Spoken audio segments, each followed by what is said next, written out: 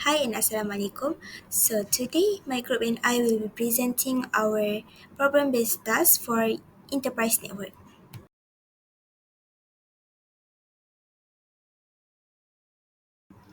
Hi, my name is Nur Filza. So I will start with task 1. So for the question 1 is comparison of four telcos in Sabak Bernam. So the first one is Celcom Digi is up to 300 Mbps, 60 ringgit per month and unlimited plan. The second one is Maxis up to 500 Mbps, 79 ringgit per month and 5G postpaid plan. The third one is U-Mobile up to 200 Mbps, 38 ringgit per month and unlimited 4G plan. The last one is Unify Mobile up to 250 Mbps, 59 ringgit per month, 5G prepaid plan. So as we can see, Maxis is the fastest but costly and U-Mobile is the cheapest. For the question 2, telcos have a different charge. So why telcos charge differently? The first one is because coverage strength varies by area. The second one is higher speed is equal to higher price. The third one is different service quality and reliability. Next is different plan type, which is prepaid, postpaid, or family. Next, infrastructure costs, for example, 5G towers. And the last one is extra benefit like streaming or hotspot. Okay, so for the question 3 is 5G implementation in Malaysia. So, started in 2021 under Digital Nasional Berhad, which is DNB. The goal is for faster internet, better connectivity, support smart cities and digital growth. The third one is 5G, which is faster speed, lower latency and higher capacity. Next is major city, which is KL, Selangor, Penang and Johor got it first. And the last one is by 2025, uh, they aim for full 5G coverage in populated areas. Hai, nama saya Nurvati Syazulaika binti Arifin. Saya punya nombor matrik F1061. Jadi yang keempat saya akan terangkan compare antara tiga different software dan hardware untuk network troubleshooting. Okey, untuk software kita memilih Wireshark, SolarOne, NPM dan PRTG Network Monitor. Dia punya main function adalah untuk main function Wireshark adalah capture dan analyze network packet. Untuk dia punya kelebihan free, lepas tu dia detail packet inspection, support many protocols, and then dia punya kekurangan complex for beginner. Okay, untuk SolarOne NPM, dia punya main function adalah monitor network performance using SNP and flow data. Lepas tu dia punya advantages dia user friendly, dashboard, real time alert, scalable for large network. Okay, untuk dia punya kekurangan adalah expensive, requires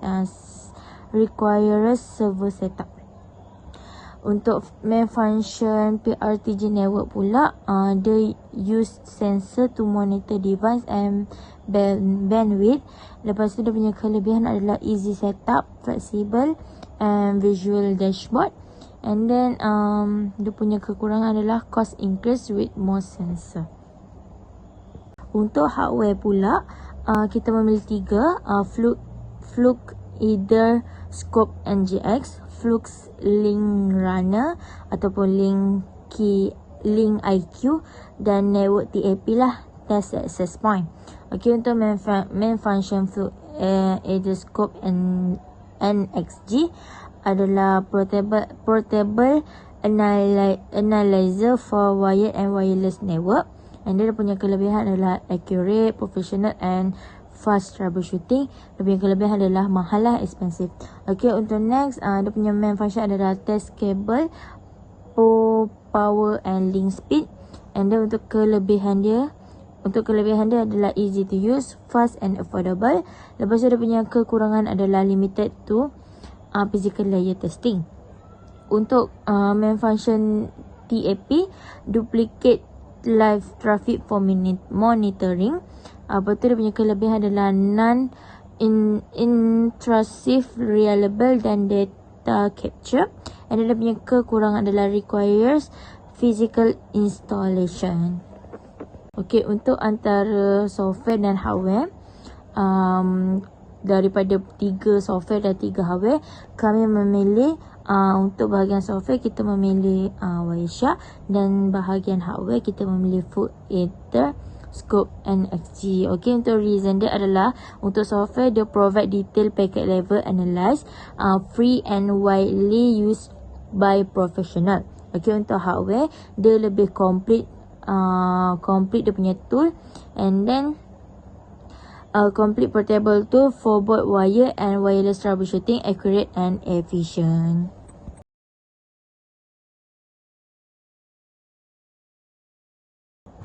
Okay, kita pergi kepada task yang kedua. Soalan yang pertama, part 1, yang A, dia tanya what are the one technologies in use.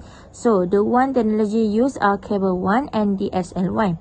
Cable 1 use a cable modem connected to a coaxial cable to provide internet access, and then untuk DSL WAN uses a DSL modem connected through the telephone lines to access the internet.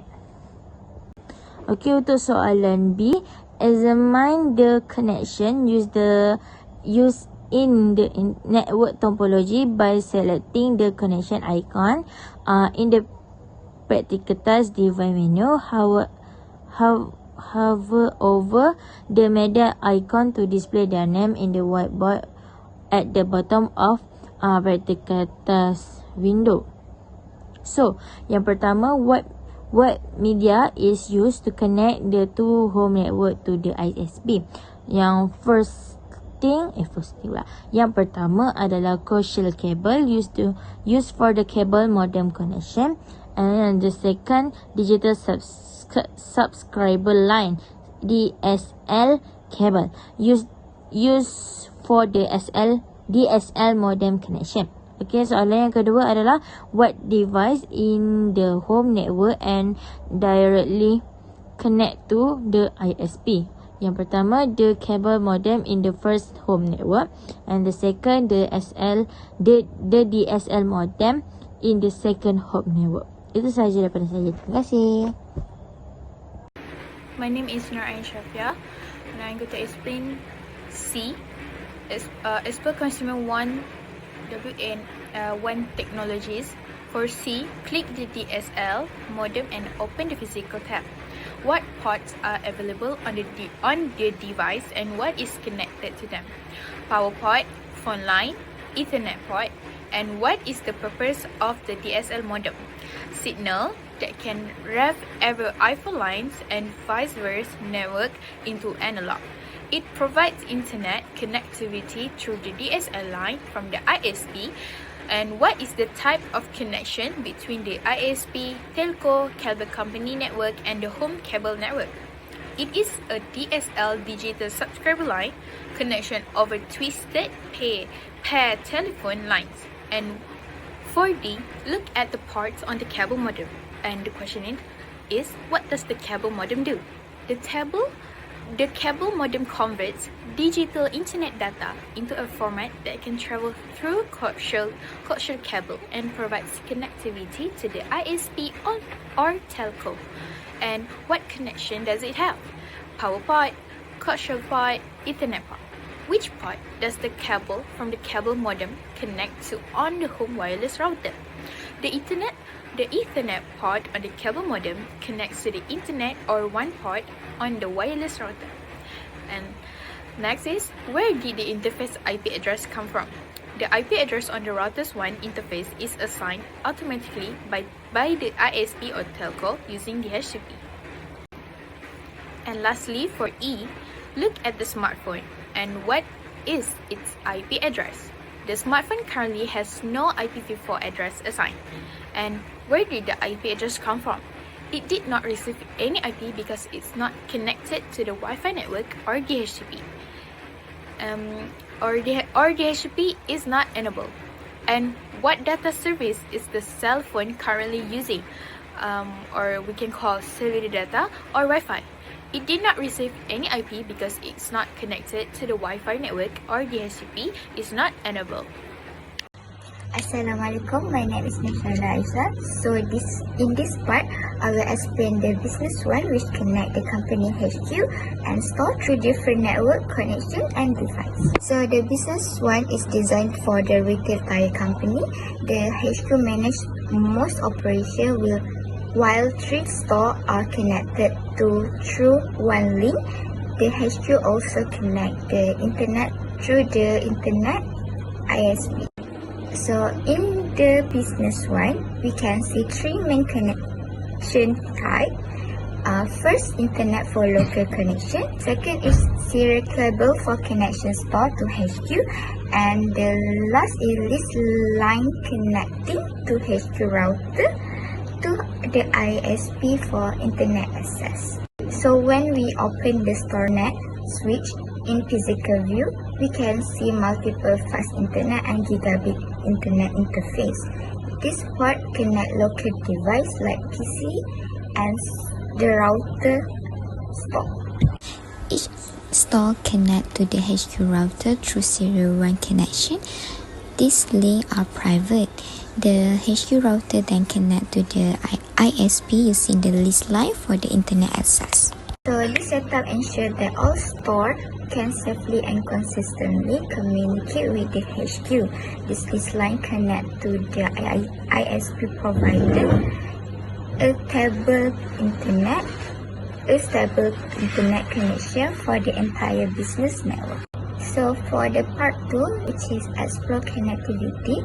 In part 2, we explore network connectivity across the business one and the consumer one.